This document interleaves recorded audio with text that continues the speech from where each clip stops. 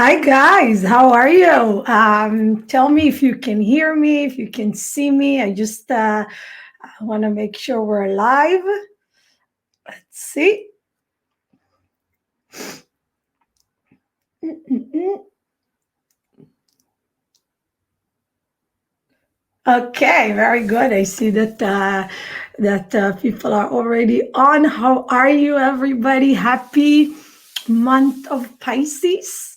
And we know that the month of Pisces is a month that is the purpose of it is to tap into high. Great, I'm happy that you can see me. Happy Valentine's Day for sure. For sure, and it's interesting that it's this year in the month of Pisces. Because usually the month of February, the 14th, it's still Aquarius. Hi guys, I'm sending all of you lots of love. But it's interesting that it's in the month of Pisces, and we're gonna talk a little bit about. Hi everybody. We're gonna talk a little bit about the love of Pisces. So how do Pisces love? And generally, whoever has a strong Pisces in the chart or comes from a past life energy of Pisces would know exactly what it's about. Hi guys.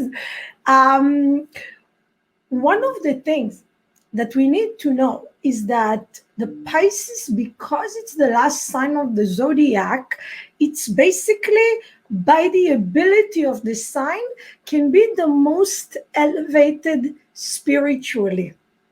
It's a sign that represents the complete letting go of the ego, complete letting go of my own needs in some ways, and even sacrificing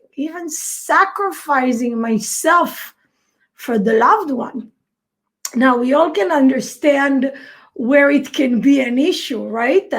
When the Pisces believes that in order for them to truly feel a connection with someone, a real connection, they need to self-sacrifice.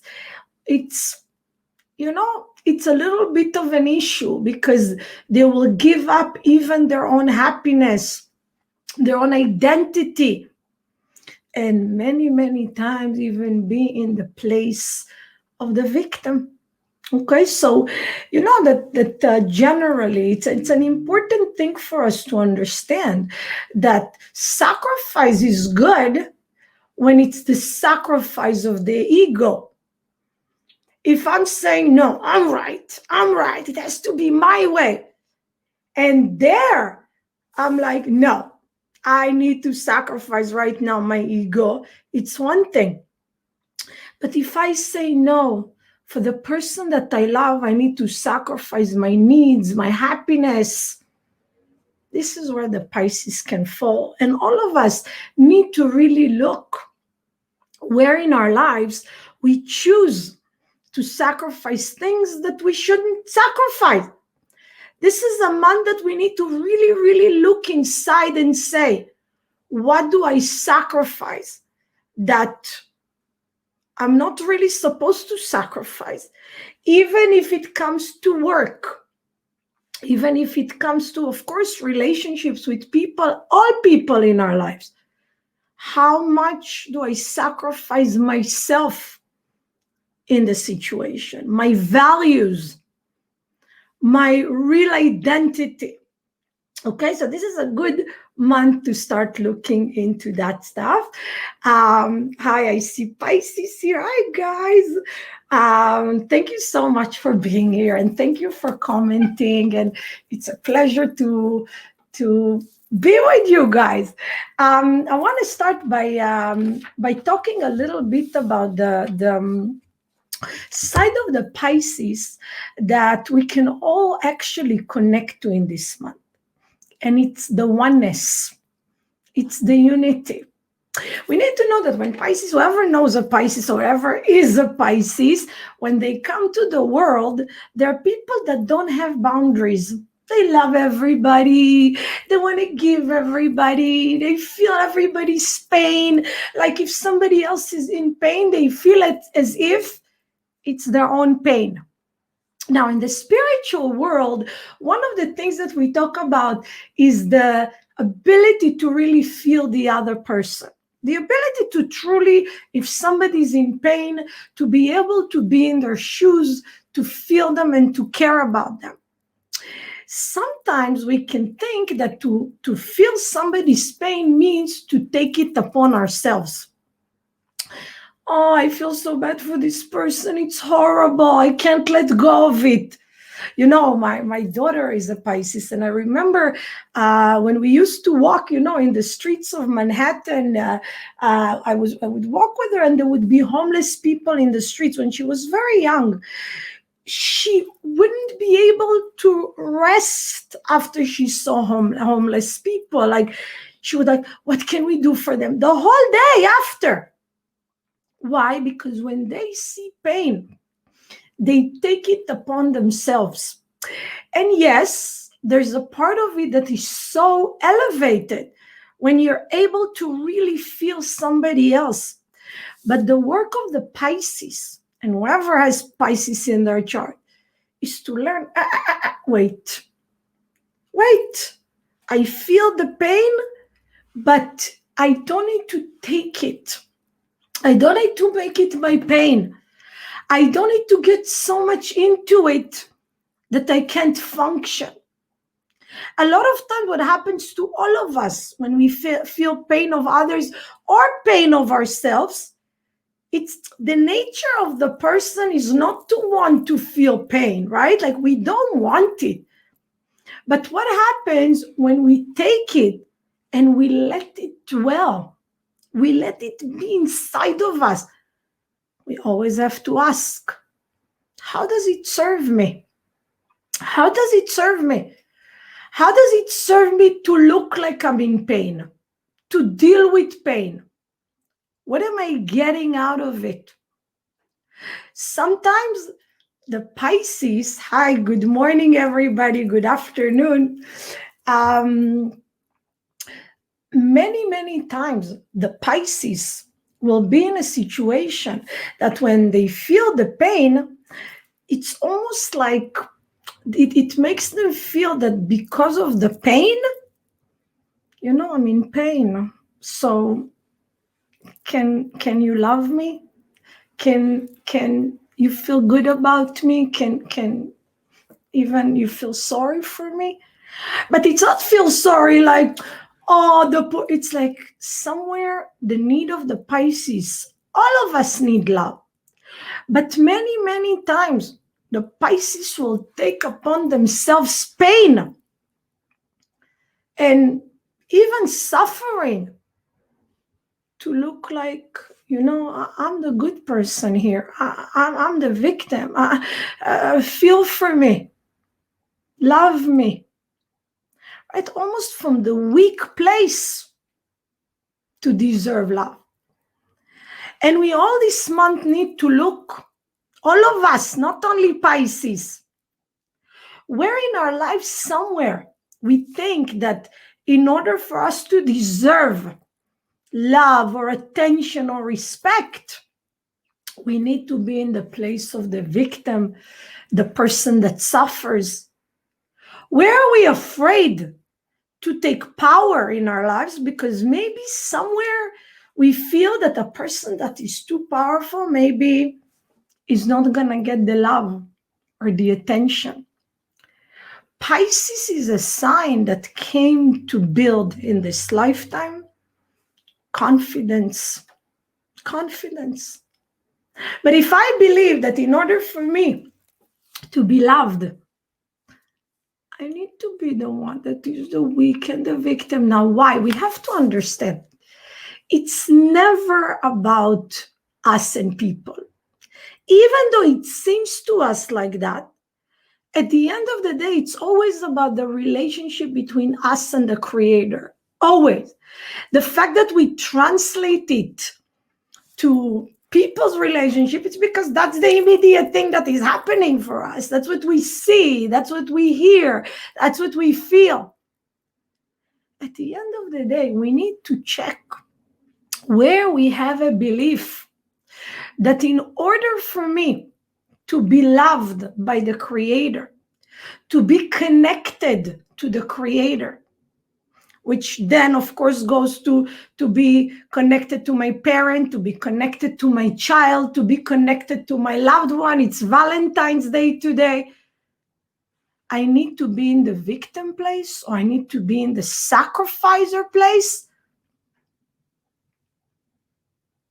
It comes from the belief that in order for me to be one with the Creator, I need to self-sacrifice. Self-sacrifice. Everything that is me needs to be completely gone and nullified. Again, you have to understand that the spiritual level of completely nullifying my ego, this is what the Pisces wants to get to in the higher level. But when it becomes mixed with emotions and drama and sense of victimhood, it becomes a sacrifice that is not the right sacrifice. It's the sacrifice of the self. So what is the work? The work is, first of all, to understand that actually what makes the differentiation is our emotions. It's our emotions. It's what we feel, what we allow ourselves to take from the situation. Now, emotions are not a bad thing. But if we don't know that it's how we react to a situation, it's not the reality. It's a reaction to the reality. So, for instance, if I feel that in order for me to be a good wife, I need to sacrifice everything, or in order for me to be a good mother or a good friend, I need to sacrifice everything. Am I really going to be happy? And if I'm not happy, can anybody around me be happy, really? The thing is that in this month, we need to understand what is the differentiation between the sacrifice of the ego and the sacrifice of the self. And we all have those things. Even people that are not like that naturally, in this month, we're going to have opportunities to see that. And also, we have to know that, listen, I mean, I can tell you even myself, I'm a Leo, I'm not a sign that believes in self-sacrifice. But sometimes we look at people that do it and I'm like, wow, this person is so righteous. Look how much they sacrifice. So even if we don't do it necessarily, we can think about it as such an elevated quality. But the work is to understand that you can be so strong and still sacrifice. You can, the real way. You can be a leader and still sacrifice. What do we sacrifice? The comfort zone. We sacrifice the ego, the need to be respected. We sacrifice lust and physical, pleasures. These are things, again, sacrifice them in the right way. Okay? Another thing that I want to talk about is the tendency of the Pisces for addiction. Pisces are known to be a sign that tends to have addiction. And why? Because the Pisces is so sensitive, and it works like that.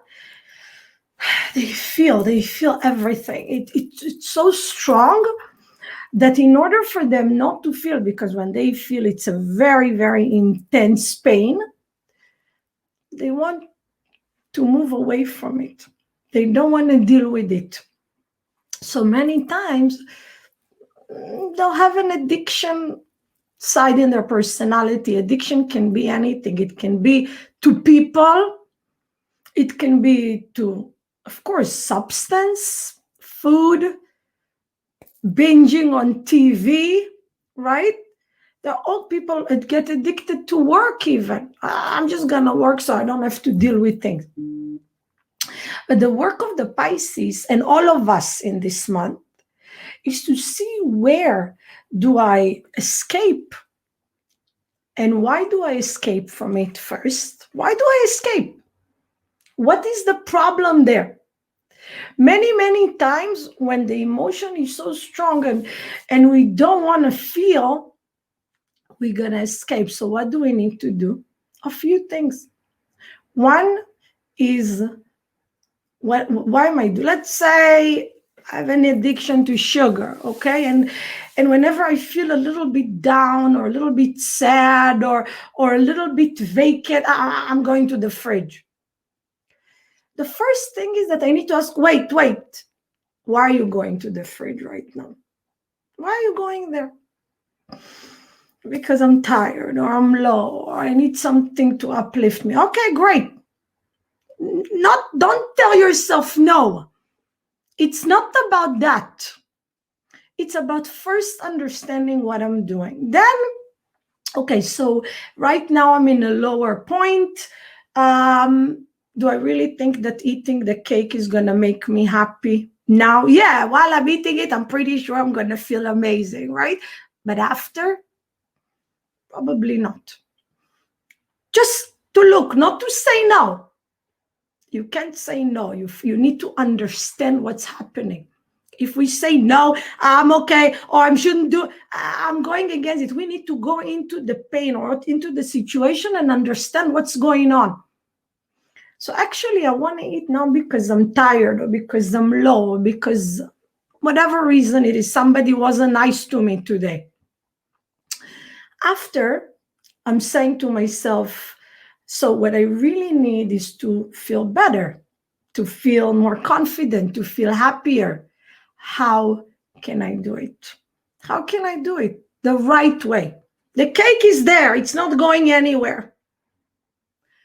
How do I take care of myself? How do I nurture my issue? Now, let's say that sometimes we don't have the strength to do that. Sometimes it's like, no, listen, I can't. I just have to calm down now. Again, to introduce restriction, which means, yeah, if I go now and I have the cake, right, I'm going to feel a little better. So wait, can I wait 10 minutes before I do that? 10. Can I wait a half hour? When we introduce restriction, when we stop, even though we want to do it now, when we just say, wait, stop, it's there. What happens is that we already create some kind of a control that will make us stronger. It's a real control, a positive control. When we do those two parts of the work, first to understand, wait, why am I doing it? Why am I doing it and what do I think I'm going to get out of it? And the second thing, even if I can't right now say no, just a little bit. Let's just wait a little bit. Let's just restrict the immediate need for gratification. And this is really the way to understand everything that we have is there to teach us about ourselves, right? It's not about judgment. Oh, I'm so weak. Every time that there's something like that, I can't say no to it. No, because if I go there, I'm actually doing an opposite work.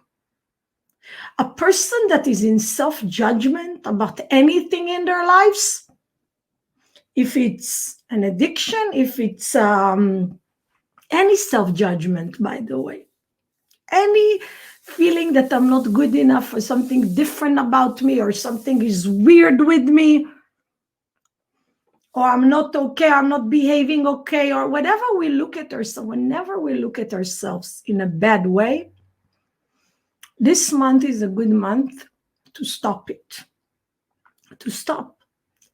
Why in our nature we want to see what's wrong?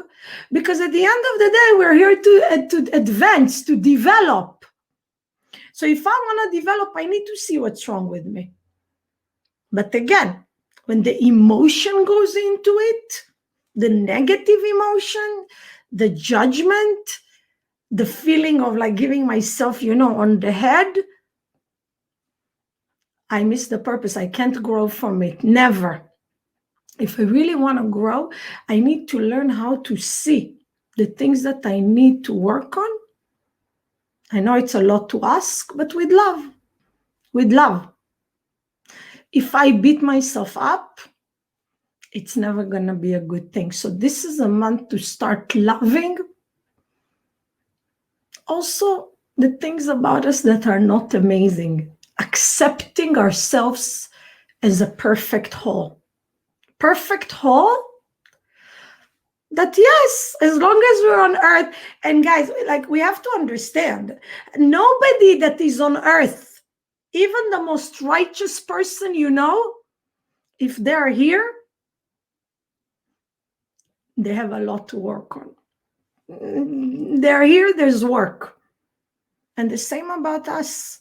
So when we see what we need to work on with love and with acceptance, yes, sometimes it's hard for me to have patience, for instance.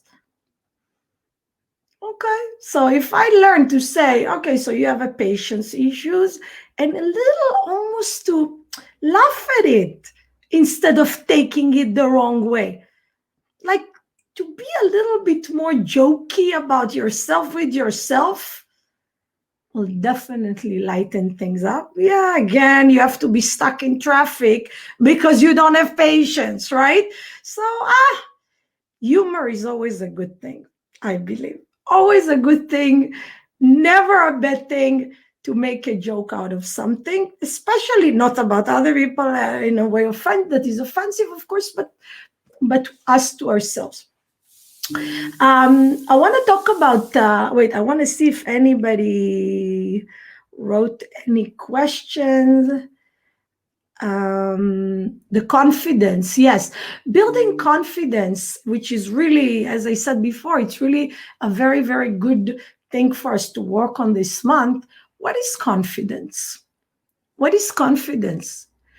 All of us can deal with confidence issues, even people that are really very strong and very powerful and very confident. We all have it. Why? Because at the moment that we believe, and this is actually a perfect thing to talk about, because at the moment that we believe that what gives me the power or the abilities is me, it's my brain, it's my, craftsmanship, it's my studies, whatever it is, if I really connect to it from a place of it's only me, yes, me as a human, sometimes I'm going to be better, sometimes I'm going to be less. So if I look at myself as the source or how I can have or not have things, yes, sometimes I'll be up, sometimes I'll be down. Not to say that we shouldn't appreciate ourselves. We should. And we should definitely always see what we're good at and what we are capable and what we've been doing. But there's another thing. There is the part that I am, of course, receiving from the Creator, from the universe, if you will. I am a part of that oneness. That's the energy of Pisces. To understand that the fact that I see myself now as a separate entity, that's the illusion, really. We're all one. We're all a part of a oneness. That's the truth. We are all a part of the Creator. We're all piece of the same big puzzle that we're parts of, but we're not really on our own. So a few things happen. If I do the best I can do, what else can I do beside the best that I can do? Nothing. So if I do my best, why shouldn't I have confidence? I do the best that I can do, of course, with understanding that everything I do needs the help and the co-creation with the Creator. We are co-creators in this lifetime, in all lifetimes. We are co-creators. We're not doing things by ourselves. And it's not only in the hands of the Creator. The consciousness of unity on a personal level is to understand that everything in our lives is about co-creating, is about doing it with the Creator with me. Have the Creator next to me, remember. And if I know that, why wouldn't I have confidence? I'm doing the best I can do. You know, sometimes when we are nervous about something, let's say we need to be in a situation of an interview or performance of some sort, we get nervous. Why do we get nervous? Oh, what if I'm not good enough? What if you do your best? Forget the rest. Do your best. And do your best and ask the Creator to be there with you, co-creating. I wanna talk about another thing that is happening this week. We're starting the square of Saturn and Uranus. Saturn is in Aquarius, and Uranus is in Taurus. And this week, on the 17th, we're starting the square energy between them. And that's basically the energy that is going to last most of the year. It's going to be on and off, but mostly on. Most of this year, we're going to experience that energy. Saturn, let's look at what's happening. It's pretty crazy energetically. Saturn, on one hand, represents restrictions and rules and tradition, right? It's in Aquarius that represents the opposite, breaking rules, the new, opening our minds, no limitations, already a contradiction within itself. Uranus, that represents out-of-the-box thinking, changes, completely even shocking things that can happen, like in a level of change, is in the sign Taurus, which is, can we just keep it the way it is? Can we stay comfortable? Can we stay familiar? Can we do what we know? Look at what's happening. And those two energies or four energies are going against each other. Now, sounds dramatic, right? Sounds, oh my gosh, so what is it? It's very stubborn energy too, because they're both fixed signs. And as fixed signs, everybody is like, I'm staying where I believe I should be. Nobody really wants to flex or change for the other side. So how do we work with that energy? First of all, what can it do? It can continue the energy of separation, of sense of lack of control of what's happening, of energy of, even stickness. And I don't want to say it, but even unpredictable in a not so good way things. It doesn't have to be that though. As us as people, each and every one of us can use this energy for the opposite energy, to use it personally. How? First of all, to understand the Taurus Uranus that is about change of habits is there to ask us, what are you dependent on? What is your addiction? What are the things in your life that you refuse to change? What are the things in your life that you feel that without them, I'm not happy, I'm not safe, I'm not comfortable? And use that Uranus energy, Uranus, to change that, which means I'm letting go of dependency. So if I'm too worried about money, for instance, Taurus has to do with that, right? And obviously, you know, the whole world is worried about money. But we have to think and focus is what is really my source? What is my source in life? The bank? What is my source in life? It's the Creator. My safety comes from the Creator. My safety does not come from the physical world, ever. The emotional part, as we know, in the month of Pisces, all the emotions are stronger. The emotional part, or the fear, the worrying, very, very Pisces to worry, need to be replaced with everything that happens in the best way. So if anything has to happen, I know that in the big picture, it's for the best. That's how you use the Taurus the right way.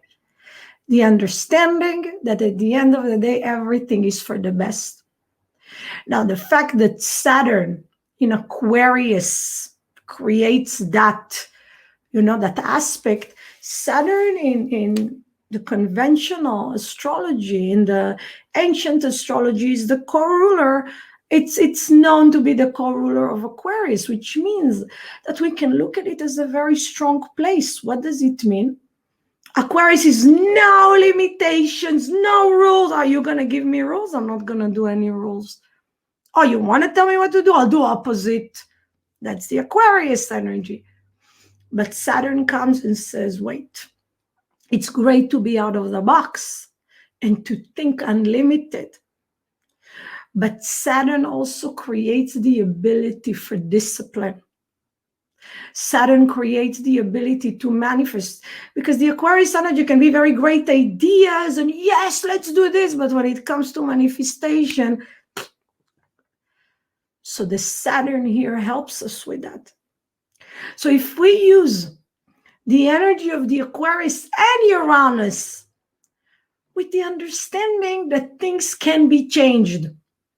Many times in life when we want something or when we work towards something, but we had fails before, like things didn't happen the way we wanted, we become almost like, I hope it happens.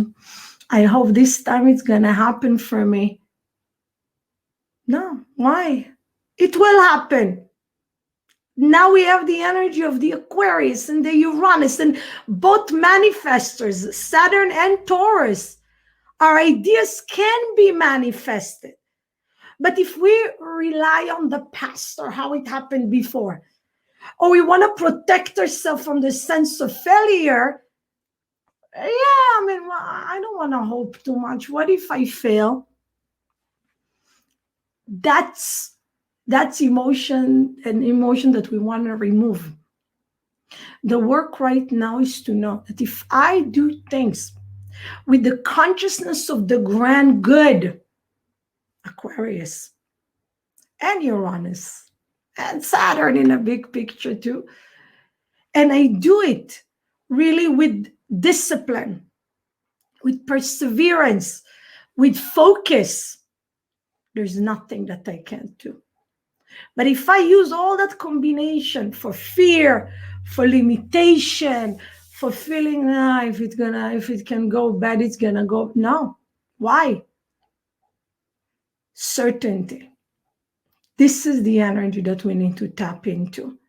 And when things happen in a little bit of a glitchy way, or it doesn't happen exactly how we thought it's gonna be, we stop and we say, it's exactly how it needs to be. Everything in life is a lesson. Everything in life is there to eventually take me to the next level. Sometimes in life we can feel that we're punished. And I always like to, whenever I think, it didn't happen my way, or yes, some people literally feel that like they're punished. The way to say is opposite, which means if I'm not punished, and it's actually coming from the love of the Creator, what could it be? If that's the way that the Creator shows me love, what can it be? If it's not a bad outcome, it's a good outcome, what is it here to teach me? That's what we need to tap into this year. And it's important to understand that if we do that in this year, if we really connect to it, it's a year that we can gain strength and certainty and detachment from everything that is the physical. Because listen, I mean, we all want to have some kind of a physical comfort. There's no question. But if I think that my physical comfort is dependent on physical things, it's never about that. The Taurus, the strong Taurus energy and the Saturn, compared to the opposing out of the box energies, if we want to stay in our ways, because that's what we know, yes, that can be a rough energy. But if we become flexible, and you know what, the month of Pisces is a great month to start, because Pisces, sometimes they are too flexible, but it's a great month to tap into that flowy ability, that energy, that everything that happens in the best way it should. Yeah, so Mannequin is summarizing. Let me see if somebody's yes, about meditating. Listen, I know some people by their nature would find it difficult to even go into the place of meditation or connection, but we all have it. It's a matter of practice. So like, let's say if something scares me and in my nature is like, oh no, what's going to happen? And right away, I learn to pep talk myself. I tell myself, is this person your God? Is this person the Creator? Is this situation the Creator? What decides in my life? What decides what's going to happen in my life? It's the oneness. It's that oneness. And this is what we need to understand. So even in times of fear, and when our emotions are all, that's what you give power to? We choose to whom we want to give power to. Okay, whoever wants, somebody's asking me here, Giselle, about booking a chart. So you can go on to my new website now to book. You can't book me in any other platforms anymore. So if you want to book a chart, you can go into racheltheastrologer.com and you can book a chart. Also, quite a few people asked me, I'm doing a private, it's going to be a small class, so I can't do too many because I really want to be very focused. It's a class about learning how to read the chart. It's going to be a live class with me on Zoom on Sundays, 12 p.m. Eastern time. So if anybody wants to learn with me how to read a chart, go into my website. There's information. There are all the dates. So you're welcome to book that too.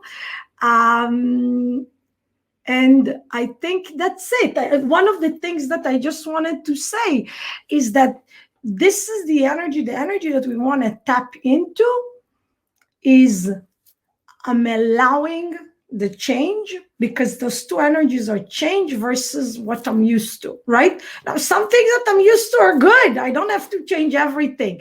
But the areas that are going to be pushed this year are, and throughout all those alignments of Saturn and Uranus, are energies that we need to change, where I'm caught with fear, where I'm caught with dependencies, where I'm caught with uncertainty. This is the time that we need to stop and say, wait, who is my source? Who is my source in life? Is it the physical world? Honestly, it's never physical. Even when it's a desire for something physical, our source are never people or physical things. It's always the big picture. Okay. Hi. So thank you guys so much. Again, RachelTheAstrologer.com if anybody wants, because I see people that want reading. So of course, and the course too. So do it fast, because I really, this time I won't be able to have a lot of people, because I really prefer to do it in a smaller group, because I can give attention like that better. And one of the classes is a one-on-one class that we work together on analyzing your chart, so I can't have too many people at the same time. Thank you so much, guys, and have a great month. Many blessings and true freedom from pain, suffering, and of course, any addiction, anything that limits us. This is the month to break all those things. Chodesh Tov.